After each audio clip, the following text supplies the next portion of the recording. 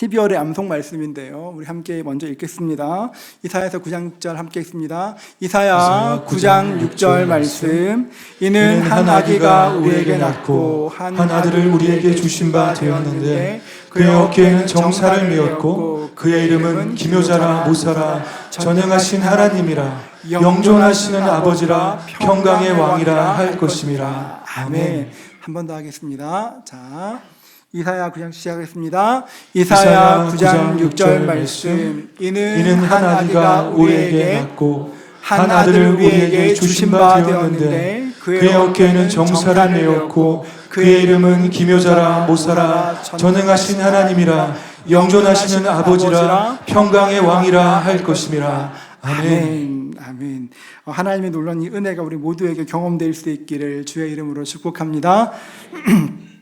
우리는 이사야 9장 6절 말씀을 통해서 예수님께서 이 땅에 오셔서 어떤 일을 행하실지를 보고 있습니다. 예수님은 기묘자가 되십니다. 원더풀하신 분이 되셔서 우리 삶 가운데 경이로움을 회복시켜 주십니다.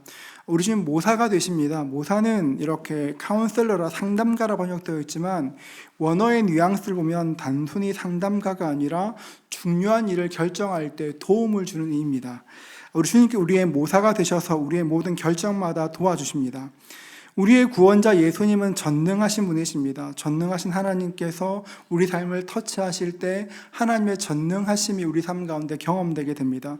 눈먼 자가 눈 뜨게 되고 듣지 못하는 사람이 듣게 되고 걷지 못하는 사람이 벌떡 일어나 춤추게 됩니다. 이런 기적도 참으로 놀랍지만 더 큰 기적이 있습니다. 그것은 죄 가운데 살며 지옥에 가야 할 우리가 천국으로 옮겨진 것입니다. 죽어서 천국에 가는 것은 물론이고 이 땅에 살면서 하나님과 교제케 하시고 하늘의 기쁨을 자녀됨의 권세를 누리게 하셨습니다. 우리의 구원자 예수님은 기묘자이시고 모사이시며 전능하신 하나님이십니다. 그리고 그 다음 말씀 보면 이렇게 말합니다. 우리 구원자 예수님을 영존하시는 아버지라 말합니다. 여러분, 그런데 이 말씀이 논리적으로 약간 맞지가 않습니다. 다시 한번 6절을 보십시오. 이는 한 아기가 우리에게 낳고 한 아들을 우리에게 주신 바 되었는데 라고 말합니다. 한 아들을 주셨다고 말합니다. 아들이신 예수님을 영존하신 아버지라 부릅니다. 우리가 이사야 9장 6절 말씀을 처음 시작할 때 그 갈케톤 신조에 대해서 말씀드렸는데요. 한 번 더 들어보십시오. 한 분이시며 동일하신 성자 우리 주 예수 그리스도는 신성에서도 완전하시고 인성에서도 완전하시며 참 하나님이시고 이성적 영혼과 육신으로 이루어진 참 사람이시다. 신성으로는 성부와 동일 본질이시고 인성으로 우리와 동일 본질이시니 죄를 제외하고는 그 모든 면에서 우리와 같으시다. 우리는 고백한다. 잘 보십시오. 한 분이시며 동일하신 주 예수 그리스도 독생자이신 성자는 두 본성이 섞이지도 바뀌지도 않으며 나뉘지도 갈리지도 않으신다. 그러니까 이 말씀에 의하면 삼위 하나님은 각각 성부, 성자, 성령이 구분되시며 동등하시다 이야기합니다. 이 말씀대로 하면 아들이신 예수님께서 동시에 아버지가 될 수 없습니다. 그래서 여러분, 이 말씀을 이해하기 위해서는 그 히브리어의 용례를 알아야 되는데요. 이사야 말씀을 처음 읽었던 사람들은 영존하신 아버지라 부를 때 우리가 생각하는 아버지와 좀 다른 의미로 이렇게 말씀을 이해했을 것입니다. 아버지는 근원이란 말로 사용돼 세모에서는 아버지는 그냥 육신의 아버지뿐 아니라 어떤 근원이란 말로 사용되기도 하고 창시자, 무엇을 만든 분으로 사용되기도 합니다. 그러니까 영존하신 아버지 이 말씀은 1차적으로 영원의 창시자, 그분이 영원을 만드신 분이라 이렇게 이해해야 합니다. 설명 들으니까 알 것 같은데 사실 영혼의 창시자이건 영혼을 만드신 분이건 이런 것이 사실 우리에게 썩 다가오진 않습니다. 뭔지 알 것 같긴 하지만 우리와 무슨 상관이 있나 이런 마음 들 것입니다. 여러분, 그도 그럴 것이 내일을 살 수 없는 하루살이에게 아무리 내일을 설명해도 이해할 수 없는 것처럼 이 땅에서 100년, 길어야 120년 사는 우리에게 영원이라는 그 시간은 이해되지도 않고 와닿지 않는 시간입니다. 우리 교회에서 시작해서 저 멀리 보이는 롯데타워까지 하면 줄자로 하면 거리를 한번 잰다고 생각해 보십시오. 꽤 먼 거리입니다. 줄자로 잰 그 거리를 영원이라고 하고 자로 잰 그 거리 위에 우리가 이곳에서 머무는 시간, 그러니까 100년, 120년을 빨간 점으로 표시한다면 여러분 그 점은 아예 보이지도 않을 것입니다.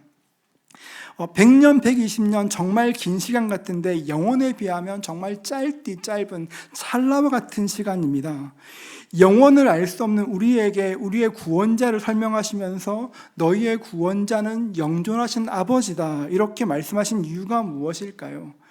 그것은 하루하루 정신없이 살면서 이 땅에서의 시간이 전부인 것처럼 생각하는 우리에게 영원을 알려주겠다, 내가 너희를 영원으로 초청하겠다는 아버지의 의지가 담겨 있는 것입니다.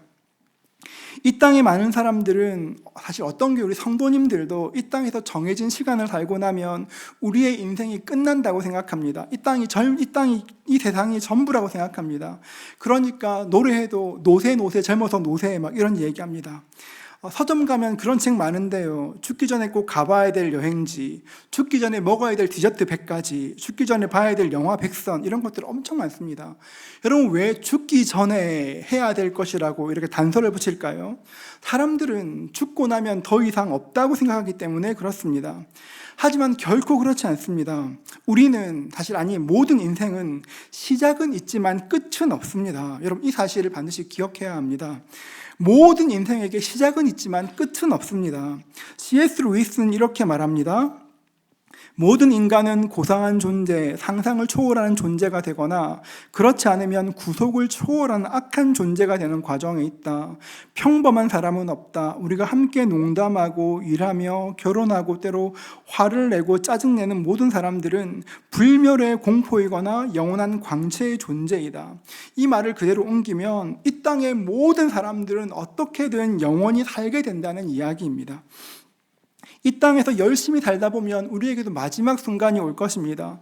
마지막 순간이 왔을 때 마지막으로 크게 숨 한번 쉬고 눈 감았다, 눈 뜨면 우리는 둘 중에 하나를 반드시 보게 될 것입니다. 두 팔 벌려 우리를 환영하시는 예수님과 만나든지 아니면 이 땅에서는 한 번도 경험하지 못한 어두움과 직면하게 될 것입니다.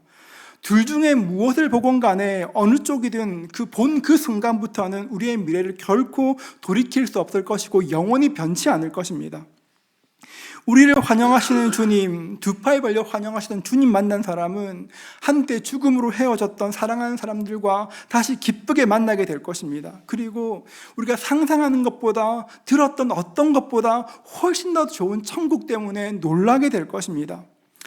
하지만 예수님을 만나지 못한 사람들은 순식간에 어두움에 휩싸이게 될 것입니다. 박탈감과 상실감으로 몸부림치며 후회하게 될 것입니다. 미래도 없고 희망도 없고 무엇보다 끝없는 고통 가운데 머물러야 한다는 것을 직관적으로 알게 될 것입니다. 그런 사람들에게 죽음은 상상보다 훨씬 더 나쁜 것이 될 것입니다. 그런데 안타까운 것은 이 둘 사이에 중간이 없습니다, 여러분. 우리가 맞이하게 될 영혼은 끝없는 기쁨이거나 끝없는 슬픔, 고통 그 둘 중에 하나를 경험하게 될 것입니다. 이 땅에서 어떻게 생각한다고 해도 아무리 부인하려고 한다고 해도 그것은 사실입니다. 영혼을 모르는 우리에게, 영혼을 알 수 없는 우리에게 하나님께서는 우리에게 영혼을 보여주기를 원하십니다. 여러분 이 말씀을 나눌 때 꼭 우리가 기억해야 될 말씀이 있는데요. 베드로후서 3장 9절은 이렇게 말합니다. 우리 다 같이 한번 같이 읽도록 하겠습니다. 함께 읽습니다. 주의 약속은 어떤 이들이 더디다고 생각하는 것 같이 더딘 것이 아니라 오직 주께서는 너희를 대하여 오래 참으사 아무도 멸망하지 아니하고 다 회개하기에 이르기를 원하시느니라. 주께서는 너희를 다해 오래 참으사 아무도 멸망하지 아니하고 다 회개하기에 이르기를 원하시느니라. 여러분 이것이 아버지의 마음입니다. 그래서 하나님께서 모든 사람이 망하지 않았으면 좋겠다. 그 마음 때문에 모든 사람의 영혼에 대한 힌트를 넣으셨습니다. 전도서 3장 11절은 이렇게 말합니다. 하나님이 모든 것을 지으시되 때를 따라 아름답게 하셨고 또 사람들에게는 영원을 사모하는 마음을 주셨느니라. 모든 사람의 마음에 영혼에 대한 힌트가 있는데 그것이 무엇이냐면 영혼을 사모하는 마음을 허락해 주셨습니다. 어떤 사람은 큰 십만 봐도 큰 산만 봐도 이렇게 절하고 오래된 나무를 보면 허리를 굽풀어 절합니다. 영혼을 사모하는 그 마음이 종교심으로 드러나게 된 것이죠. 하지만 훨씬 더 뚜렷한 것이 있습니다. 전도서 3장 11절 상반절은 이렇게 말합니다. 하나님이 모든 것을 지으시되 때를 따라 아름답게 하셨고, 여러분, 하나님께서 모든 것을 지으시되 때를 따라 아름답게 하셨습니다. 사람은 때를 통해 하나님의 아름다움과 그 영원함을 발견할 수 있습니다. 이 땅 모든 것들에는 때에 맞는 아름다움이 있습니다. 요즘 청소년들 보면 화장을 참 예쁘게 잘합니다. 그런데 여러분, 아이들이 그렇게 생각하지 않을 수 있지만 그 청소년들은 화장하지 않아도 나이가 주는 아름다움이 있습니다. 그 싱그러움이 있지 않습니까? 마찬가지로 사람도, 모든 사람은 다 그 나이에 맞는 아름다움이 있습니다. 오늘 유아세란 아기는 아기대로, 청소년은 청소년대로, 청년은 청년대로, 장년은 장년대로, 노년은 노년대로 모든 세대에는 다 때에 맞는 아름다움이 있습니다. 때를 따라 모든 것을 아름답게 하시는 하나님께서 계시기 때문에 어떤 나이에 있다고 해도 모든 사람은 아름답게 되어 있습니다. 자연을 보면 그 아름다움을 더욱더 확실하게 느낄 수가 있습니다. 동이 막 터오를 때 여러분 새벽의 고요한 그 아름다움이 있고, 해가 쑥 올라올 때 그 일출이 주는 아름다움이 있습니다. 해질 때는 그 낙조의 장엄함이 있습니다. 저는 부산에서 사역할 때 가끔씩 이렇게 을숙도에 있는 갈대밭에서 해가 지는 것을 보곤 했습니다. 여러분, 갈대밭 사이에서 해가 지는 것을 보면 그 눈에 보이는 광경이 비현실적으로 보일 만큼 정말 아름답습니다. 해가 질 때의 그 아름다움이 있습니다. 봄이 되면 나무에서 조금씩 움이 터오르고, 시간이 지나면 그 형광빛 그 새싹들이 점점 짙은 녹색으로 변해갑니다. 가을이 되면 파란 그 산들이 붉어지고 점점점 색깔이 변하게 됩니다. 그러다가 눈이 오면 온 세상이 하얗게 변하게 됩니다. 때를 따라, 계절을 따라 느끼는 아름다움이 있습니다.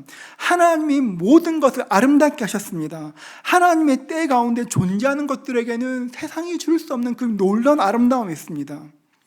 여러분, 구원이 무엇입니까? 여러분, 구원이 무엇일까요? 예수 믿고 천국 가는 것 구원입니다. 굉장히 중요한 것입니다. 그러나 여러분, 그것이 구원의 전부는 아닙니다. 우리가 이 땅을 살면서 하나님의 선하심과 아름다움을 보고 감탄하는 것, 하나님의 아름다움을 누리는 것 역시 구원입니다. 그렇기 때문에 하나님을 알면 알수록, 그분을 사랑하면 더욱더 사랑하게 될수록 만물 가운데 있는 하나님의 선하심과 아름다움을 보게 되는 것입니다. 지난주에 참된 지식은 무지가 아니라 아는 것에서 시작된다 말씀드렸는데요. 하나님을 알면 알수록 하나님의 경이로우심을 알게 되고, 하나님을 알면 알수록 인생이 더욱더 아름답고 고상해지는 것입니다. 영존하시는 아버지, 영혼의 창시자이신 하나님 안에 있으면 우리는 상상할 수 없는 아름다움을 누리게 되는 것입니다. 그래서 그런지 신학자들을 보면 신학과 함께 미학을 공부한 사람들이 굉장히 많습니다. 하나님을 알면 알수록 그 아름다움에 더 깊이 눈뜨게 되는 것입니다. 예수님께서는 영혼을 모르는 우리에게 영혼을 보여주시기 위해서 이 땅에 오셨고, 우리를 그 영혼으로 초청하시기 위해서 십자가에 달려 죽임당해 주셨습니다. 여러분, 죄 없는 예수님께서 십자가에 달려 죽임당하신 이유가 무엇입니까? 우리에게 있는 죄 때문에 그렇습니다. 여러분, 죄가 무엇입니까? 죄의 속성은 무엇일까요? 죄는 하나님 없는 영혼을 꿈꾸게 합니다. 하나님 없는 영혼, 내가 알아서 할 테니까 마음대로 좀 간섭하지 말라고 이야기합니다. 내가 다 할 수 있으니까 나 좀 간섭하지 말라고 이야기합니다. 그 옛날 아담이 그랬던 것처럼, 하와가 그랬던 것처럼 나를 간섭하지 말라고 이야기합니다. 로마서 말씀해 보면 결국 이런 사람들 하나님께서 내버려 두시게 됩니다. 에베소서 2장 12절은 이렇게 말합니다. 그때 너희는 그리스도 밖에 있었고 이스라엘 나라 밖의 사람이라 약속의 언약들에 대하여는 외인이요. 우리 그 다음 같이 읽어볼까요? 우리 함께 읽습니다. 세상에서 소망이 없고 하나님도 없는 자이더니. 그렇게 살면 소망도 없고 하나님도 없이 살게 됩니다. 여러분, 그러면 이런 사람들의 마지막은 어떻게 될까요? 데살로니가 후서 1장 8절과 9절은 말합니다. 하나님을 모르는 자들과 우리 주 예수의 복음에 복종하지 않는 자들에게 형벌을 내리시리니 이런 자들은 주의 얼굴과 그의 힘의 영광을 떠나 영원한 멸망의 형벌을 받으리로다. 소망 없는 자의 끝은 굉장히 선명합니다. 사람들이 아무리 생각 안 한다고 해도 이 땅에서의 마지막 순간이 끝나고 나면 모든 사람들은 심판과 마주하게 될 것입니다. 지진이나 불경기, 지금 같은 정치적 어려움들이 우리에게 문제가 되기도 하지만 사실 우리에게 가장 큰 문제는 모든 사람이 자기의 죄를 지고 죽어야 한다는 것입니다. 이것이 우리의 운명입니다. 그런데 영혼의 창시자이신 예수님께서 우리 모두의 죄를 담당해 주셨습니다. 맥스 루케이드 목사님이 쓰신 그 목마름이라는 책에 나오는 이야기인데요. 한번 들어보십시오. 흑사병으로 수많은 사람들이 죽어갈 때 누군가 나타나 기적을 일으키기 시작했습니다. 그 사람은 항체가 있어서 병에 걸리지 않는 사람이었습니다. 그런데 웬일인지 그 사람은 자꾸 감염을 자초하였습니다. 환자들을 만날 때마다 말했습니다. 내 손을 좀 잡아보세요. 내 손을 잡으면 당신의 병이 나에게로 옮겨질 것이고 당신은 건강해질 것입니다. 열이 올라 펄펄 끓는 환자들은 지푸라기라도 잡는 마음으로 손을 잡았습니다. 그리고 기적이 일어나게 됩니다. 환자의 몸에서 나온 모든 바이러스가 그 사람에게 옮겨지게 됩니다. 환자들의 기쁨은 곧 그 사람의 고통으로 변하게 됩니다. 그 사람은 온몸에 종기가 솟고 퉁퉁 부어올랐습니다. 모든 질병을 짊어진 그 남자는 다난 환자들을 뒤로하고 절뚝거리며 사라졌습니다. 여러분, 이 이야기 역사책에 있는 이야기 아닙니다. 여러분, 역사책에 있는 이야기는 아니지만 성경에 기록되어 있는 이야기입니다. 이사야서 53장 5절부터 6절인데요. 우리 같이 한번 읽도록 하겠습니다. 그가 찔림은 우리의 허물 때문이요 그가 상함은 우리의 죄악 때문이라. 그가 징계를 받음으로 우리는 평화를 누리고 그가 채찍에 맞음으로 우리는 나음을 받았도다.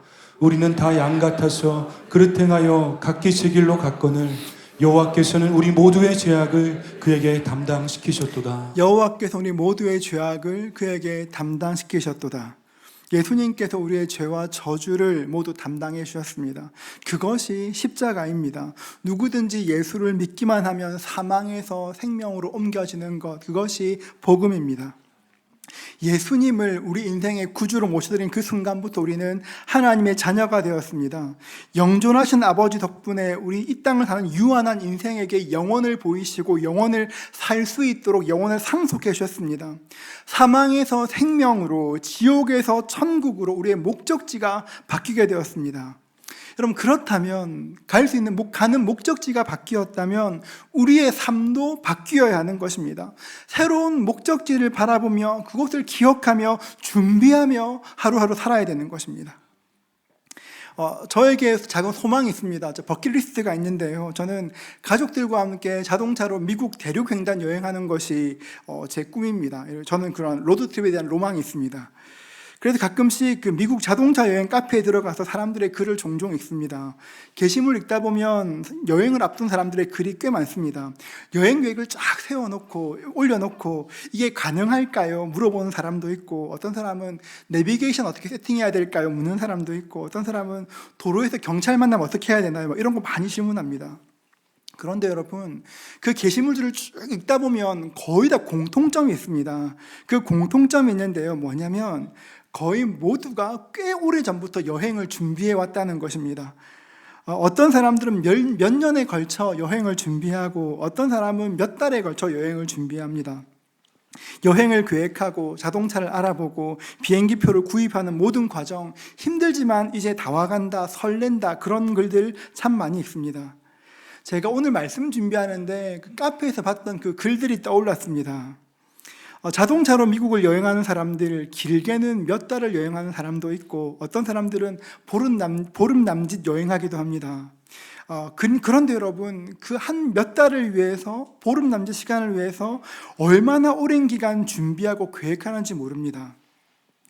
몇 달 여행을 위해서 그렇게 힘을 다해 준비하고 계획하는데, 몇 주 여행을 위해 그렇게 힘을 다해 준비하는데, 여러분, 우리가 장차갈 영원한 천국을 위해서 어떤 준비를 하며 어떤 기대를 하며 하루하루 살고 있을까요, 여러분? 우리에게 갈 하나님 나라가 있는데 우리는 그 나라에 대한 어떤 꿈을 꾸며 하루하루 살아갈 수 있을까요? 우리가 다른 나라, 다른 도시를 여행하기 위해서 준비하는 것은 보이지 않는 영원한 세계를 위해 준비하는 것보다 훨씬 더 선명하고 실제적으로 보일 것입니다. 그렇지. 어디 가면 뭐 먹어야지, 봐야지 계속 검색할 것입니다. 그런데 놀라운 것은 우리가 그런 여행을 계획하는 동안 사실 우리는 이미 영원한 나라를 위해서 날마다 여행하는 중이라는 것입니다. 우리는 이미 여행하고 있습니다. 우리가 생각하지 않는다고 다가오지 않는 것이 아니라 언젠가 이 땅에서의 삶이 끝나고 나면 우리의 모두는 영혼의 세계에 반드시 들어가게 될 것입니다. 데살로니가 전서 4장 16절과 17절은 이렇게 말합니다. 우리 같이 한번 읽어볼까요? 함께 읽습니다. 주께서 호령과 천사장의 소리와 하나님의 나팔 소리로 진이 하늘로부터 강림하시리니 그리스도 안에서 죽은 자들이 먼저 일어나고 그 후에 우리 살아남은 자들도 그들과 함께 구름 속으로 끌려올려 공중에서 주를 영접하리니 그리하여 우리가 항상 주와 함께 있으리라. 우리가 항상 주와 함께 있을 것입니다. 이 땅에서의 시간이 끝나고 나면 항상 주와 함께 있게 될 것입니다. 영원을 준비할 수 있는 시간은 사실 지금밖에 없습니다. 여러분, 지금 이 세상이 전부인 것처럼 생각하지 마십시오. 영원을 기억하십시오. 이사야는 예수님을 말씀할 때 영존하신 아버지라 부릅니다.